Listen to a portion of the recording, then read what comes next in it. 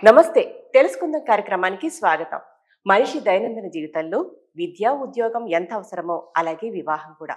సరైన కాలంలో వివాహం జరగాలని అందరూ అనుకుంటారు. కానీ అలాంటి సమయంలో మనం ఎలాంటి పరిష్కారాలు చూడాలో తెలుసుకోవాలో చూద్దాము. ఇప్పుడు మన స్టూడియోలో ఉన్నారు డాక్టర్ వడ్లమాని రవిసుందర్ గారు. ఆయన ఎంఏ, పిహెచ్డి ఆస్ట్రాలజీ చేశారు. సార్ని అడిగి మరికొన్ని విషయాలు తెలుసుకుందాం. నమస్తే సార్. నమస్తే అండి. గురు బ్రహ్మ గురు విష్ణు గురుదేవో మహేశ్వర, గురు సాక్షాత్ పరబ్రహ్మ తస్మై శ్రీ గురువే నమః. సార్ ఇప్పుడు ఏంటంటే మీరు విద్య గురించి చెప్పారు, ఉద్యోగం గురించి చెప్పారు. తర్వాత ఇంకా మనిషి జీవితంలో చాలా ఇంపార్టెంట్ అనుకునేది, చాలా అతి ముఖ్యమైనది వివాహం. అంటే సరైన సమయంలో వివాహం చేసుకోవాలంటే ఎలాంటి పరిష్కారాలు ఉన్నాయో చెప్తారా? తప్పకుండానండి. మనం ఇది తెలుసుకుందాం అనే కార్యక్రమంలో ఇప్పటిదాకా చిన్న చిన్న రెమెడీస్, సింపుల్ రెమెడీస్ అంటూ అందరూ మన ఇంట్లో ఉండే వస్తువులతో ఏమాత్రం ఖర్చు లేకుండా చక్కగా మన హిందూ ధర్మాన్ని అనుసరించి భక్తి నమ్మకంతో చేసుకునే రెమెడీస్ గురించి తెలుసుకుంటున్నాం. విద్య గురించి తెలుసుకున్నాం, ఉద్యోగం గురించి తెలుసుకున్నాము, అలాగే చిన్నపిల్లల తెలివితేటలు, పరీక్షలు అన్నీ. ఇప్పుడు మీరు అన్నట్టు వివాహం కూడా చాలా ప్రధానం. ఈ సబ్జెక్ట్ లోపలికి వెళ్ళే ముందు ఒక్క చిన్న మాట నేను చెప్పాలనుకుంటున్నాను మా ప్రేక్షకులకు. కానీ ఎందుకంటే 2007లో మేమంతా మాతో పాటు చదువుకున్న వాళ్ళంతా శ్రీ శనగరం బాలసుబ్రహ్మణ్య శర్మ గారు అని మా గురువు గారు, ఆయన ఇలా సింపుల్ రెమెడీస్ మనం ప్రాచుర్యం చేద్దాము, ఇది ఋషి ప్రోక్తమైంది, యతులు చెప్పింది, శాస్త్రాల్లో ఉన్నది, 10 మందికి చూపించి 10 మంది తెలియచేసి అందరికీ మేలు చేద్దాం ఓపెన్గా అని చెప్పి శ్రీ బాలసుబ్రహ్మణ్యం గారు ప్రారంభించారు. అప్పటి నుంచి మేము మా సమూహంలో అందరికీ ఇది తీసుకెళ్తున్నాం. సో ఈ కార్యక్రమం ప్రారంభించే ముందు వారికి ఒకసారి నమస్కారం తెలియజేసుకుంటూ మనం సబ్జెక్ట్లోకి వెళ్ళిపోదాం. సరే సార్. అంటే ఇప్పుడు ఆడపిల్లలైనా మగపిల్లలైనా కానీ చదువుకి చాలా ఇంపార్టెంట్ ఇస్తున్నారు. ఈ విషయంలో చదువులు ఉద్యోగాలు చూసుకునేటప్పుడు కొంచెం వ్యవధి దాటిపోతుందని అనుకోవాలి వివాహానికి వచ్చేసరికి. అలాంటి సమయంలో వివాహం సరైన సమయంలో జరగాలంటే ఏం చేయాలి? ఓకేనండి. ఇప్పుడు మనం ప్రస్తుత కాలానికి అన్వయించుకుంటే కనుక మీరు అన్నట్టు వివాహం కొంచెం ఆలస్యం అవుతుంది. కాకపోతే ఇక్కడ మనం సింపుల్ రెమెడీస్గా చెప్పుకుంటున్నాం కాబట్టి లోపలికి వెళ్ళట్లేదు. జాతక పరంగాను అటువంటి ఏం చేయకుండా మన ఇంట్లో పూర్వకాలం నుంచి పాటిస్తున్న పద్ధతులు. అంటే ఈ కార్యక్రమం యొక్క ముఖ్య ఉద్దేశం ఏంటంటే, మీకు మీ అమ్మమ్మ గారు, మాకు మా అమ్మమ్మ నాన్నమ్మ ఇవందరూ చెప్పినవే, ఇవన్నీ కొత్త విషయాలు కాదు. కాకపోతే తరం మారిపోతుంది. ఈ రోజుల్లో వాళ్ళకి చెప్పే మనుషులు లేకపోయారు. పూర్వకాలం మనకు అమ్మమ్మలు తాతలు ఇంట్లో చెప్పేటప్పుడు, ఒరే అమ్మాయికి పెళ్లి చేయాలి, అబ్బాయికి పెళ్లి చేయాలి, అమ్మాయి ఇలా చేసుకో, ఇలా చేస్తే పెళ్ళి అవుతుంది అని వాళ్లే కుదిర్చేవారు, సంబంధాలు అయిపోయేవి. ఇప్పుడు మారుతున్న స్పీడ్ యుగంలో చెప్పడానికి మనుషులు లేరు, చెప్తే వినే సమయం కూడా మనకు లేదు. సో అటువంటి సమయంలో మళ్ళీ న్యూక్లియస్ ఫ్యామిలీస్ అయిపోతున్నాయి కాబట్టి తల్లిదండ్రులకి ఆడపిల్లలకి ఉపయోగపడే చిన్న చిన్న రెమెడీస్ ఇప్పుడు నేను చెప్తాను. మొట్టమొదటి అమ్మాయిలతో ప్రారంభించుకుందాం. అనాదిగా మనం గమనిస్తే కనుక ఇవాళ కాదండి, ఎప్పటి నుంచో రుక్మిణీ కళ్యాణము అనేది చాలా ప్రాధాన్యం సంచరించుకుంది. ఎందుకంటే భాగవతంలో అంతర్గతమైన దశమస్కందంలో రుక్మిణీ కళ్యాణం ఉంటుంది. అక్కడ రుక్మిణీదేవి శ్రీకృష్ణ పరమాత్మని భర్తగా భావించి సరే దూతని పంపించి రుక్మిణీ కళ్యాణం ఘట్టం అందరికీ తెలిసిందే కదా. అప్పటి నుంచి ఆ రుక్మిణీ కళ్యాణం పారాయణ చేసుకుంటే చక్కగా ఆడపిల్లలకి మగపిల్లలకి వివాహం అవుతుంది అని ఒక బలమైన నమ్మకం మన అనాదిగా తరతరాలుగా వస్తోంది. అది ఇప్పటికీ హోల్డ్స్ గుడ్ అండి. కాబట్టి పెళ్ళికి కావాల్సిన అమ్మాయిలు ఎవరైనా ఉంటే, అబ్బాయిలు ఉంటే ఒక్కసారి వాళ్ళు రుక్మిణీ కళ్యాణం తీసుకుని వచన రూపంలో కానీ, గేయ రూపంలో కానీ, పద్య రూపంలో కానీ ఒక 40 రోజులు ఒక టైం పెట్టుకుని పొద్దున్నే స్నానం చేసిన వెంటనే ఒక 20-25 నిమిషాలు భక్తిగా రుక్మిణీ కళ్యాణం పారాయణ చేసుకుంటే తప్పనిసరిగా ఆ ఇంట్లో అతి త్వరలో తోరణాలు కట్టుకుని మంగళ వాయిద్యాలు ఖచ్చితంగా మోగుతాయండి. అందుకే ఈ మధ్యకాలంలో ఏం చేస్తున్నారంటే మళ్ళీ చక్రం తిరుగుతోంది, పాత వాటికి విలువలు ఇస్తున్నారు. అందుకని అనేక రకాల కమ్యూనిటీ వాళ్ళు ఏం చేస్తున్నారంటే సామూహికంగా రుక్మిణీ కళ్యాణం చేయిస్తున్నారు.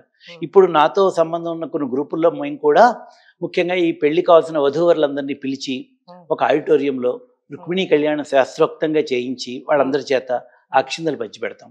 అలాగే చిన్న చిన్న ఊళ్ళల్లో కూడా రుక్మిణీ కళ్యాణం పారాయణ చేయించుకోవడం, లేకపోతే వారంతట వారే ఒక 41 రోజులు రుక్మిణీ కళ్యాణం చదువుకోవడము, అది చాలా ఇంపార్టెంట్.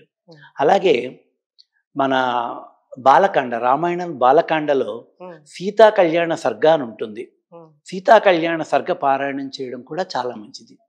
సీతా కళ్యాణ సర్గ పారాయణ చేయడం వల్ల ఖచ్చితంగా అమ్మాయిలకి అబ్బాయిలకి వివాహం అయిపోతుంది. అది శ్రీరాముడి కళ్యాణం నుంచి మన భారతదేశంలో వస్తున్న ఆచారం. అలా కాకుండా సుందరాకాండ పారాయణ చేస్తారు. సరే ఇవన్నీ కాదండి, మాకు సింపుల్గా ఉండేది చెప్పండి అని అన్నారు అనుకోండి.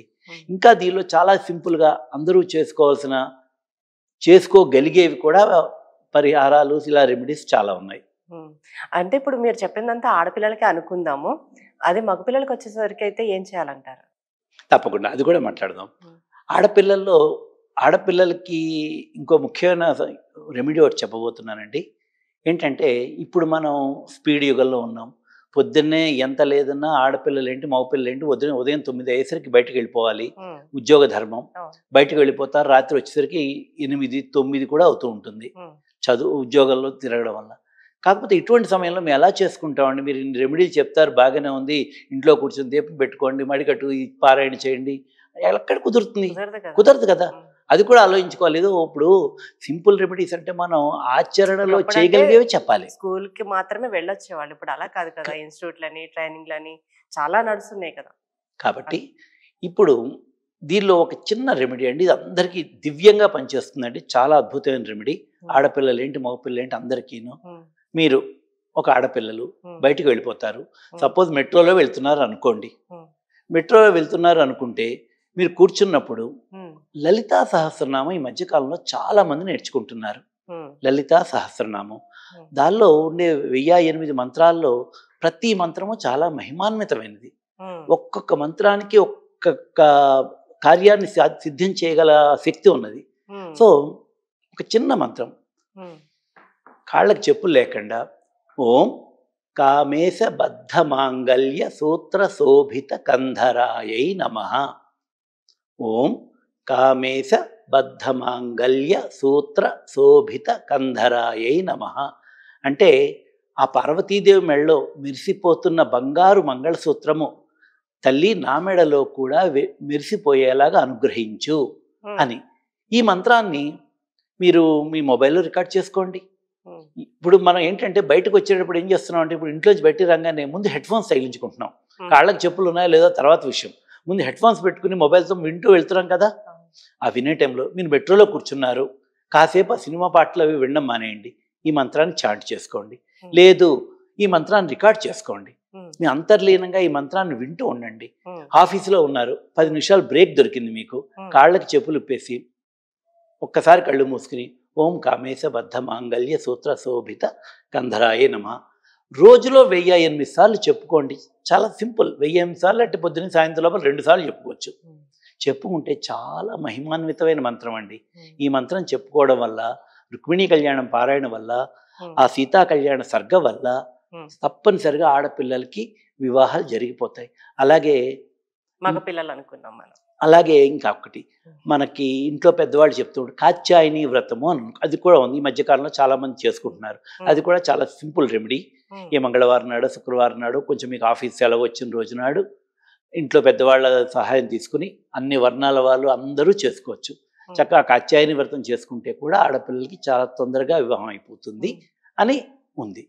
సో ఈ 4 రెమెడీలు మీరు చేసుకోగలిగితే ఆడపిల్లలకి సరైన సమయంలో చక్కగా వివాహం జరుగుతుంది. సార్ ఇప్పుడు అంటే ఆడపిల్లలది అయిపోయింది, నేను అడిగింది ఇంకా మగవాళ్ళ గురించి. మగపిల్లలు అయితే ఏం చేయాలి? మగపిల్లలైతే ఈ రుక్మిణీ కళ్యాణ పారాయణలో పార్టిసిపేట్ చేయడము ఇటువంటివి చేసుకుంటూ, మగపిల్లలకి ఒక చిన్న చెప్తున్నాను, ఒక గురువారం నాడు ప్రారంభించండి. అది శుక్లపక్షంలో, అంటే అమావాస్య అయిపోయిన తర్వాత శుక్లపక్షం అంటారు కదా, పున్న ముందుది. శుక్లపక్షంలో ఒక గురువారం నాడు ప్రారంభించండి. మీ పెరట్లో ఏమైనా ఒక అరటి మొక్క ఉంటే, అరటి మొక్క కానీ అరటి పిలక కానీ, లేదండి మాకు పెరట్లు లేవు, ఇప్పుడు సిటీలో ఉంటున్నాం అంటే ఈ మధ్య నర్సరీల్లో పెద్ద పెద్ద కుండీల్లో కూడా అరటి మొక్కలు అరటి పిలకలు ఇస్తున్నారు. ఒక అరటి మొక్క అరటి పిలక ఇంటికి తెచ్చుకోండి. కొంచెం ఓ పక్కన మీ ఇంట్లో ఉన్న స్థలం బట్టి ఒక చోట పెట్టుకోండి. గురువారం నాడు దానికి పసుపు కుంకుమ వేసి కొంచెం హారతి ఇచ్చి దండం పెట్టుకుని కొంచెం నీళ్లు పోయండి. ఇలా ప్రతిరోజు ఆ అరటి పిలకకి నీళ్లు పోస్తూ ఉండండి. గురువారం నాడు పూజ చేయండి. అయిపోయిన తర్వాత ఏదైనా గురుస్వరూపం, సాయిబాబా గుడి అనుకోండి, దక్షిణామూర్తి గుడి అనుకోండి, దత్తాత్రేయుడి గుడి అనుకోండి, మీరు నమ్మిన ఏదో గురుస్వరూపం గుడికి వెళ్ళండి. ఉమ్, అక్కడ కొన్ని శనగలు ఇలాగా పోచినవో లేకపోతే నానబెట్టినవో ప్రసాదంలో నైవేద్యం పెట్టేయండి. ఉమ్, ఇలాగ అరటి మొక్కకి కనుక వాళ్ళు ప్రతి గురువారం నాడు పూజ చేసుకోవడము, ఉమ్, రోజు ఆ మొక్కకి నీళ్లు పోయడము, గురువారం నాడు గురుస్వరూపం దేవాలయానికి వెళ్ళడం వల్ల ఉమ్, మగపిల్లలకి పెళ్ళి అయిపోయే అవకాశాలు చాలా ఎక్కువగా ఉన్నాయి తొందరగా. ఉమ్, అలాగే ఇంకొకటి ఏంటి అంటే లక్ష్మీ వెంకటేశ్వర స్వామి దేవాలయం ఉంటుంది. లక్ష్మీ వెంకటేశ్వర స్వామి దేవాలయంకి వెళ్ళండి. అంటే లక్ష్మీదేవి వెంకటేశ్వర స్వామి ఉన్న అవును, ఇద్దరు దేవాలయము, కలిసి ఉన్న దేవాలయం. కలిసి ఉన్న దేవాలయం వెళ్ళండి.